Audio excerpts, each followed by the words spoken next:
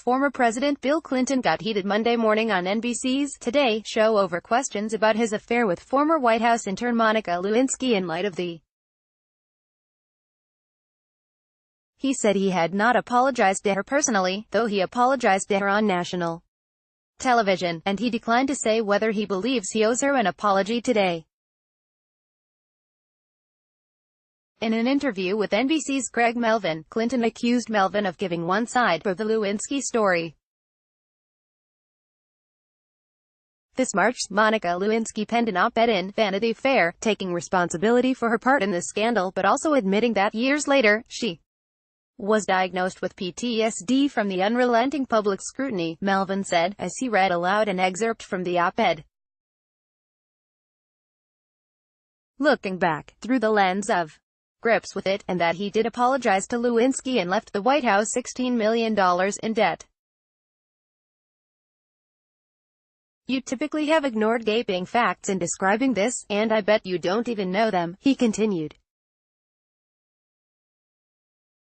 This was litigated 20 years ago. 2/3 of the American people sided with me.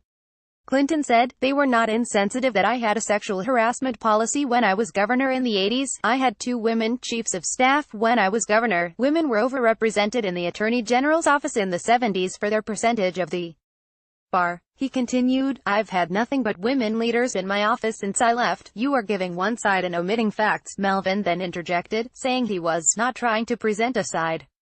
Clinton then clarified that he had apologized to her publicly, not personally, saying he had not spoken with her. It's 20 years ago. Come on, let's talk about JFK. Let's talk about, LBJ. Stop already, author James Patterson, who has co-authored a book with Clinton, insisted. I don't think you think President Kennedy should have resigned? Clinton then asked Melvin.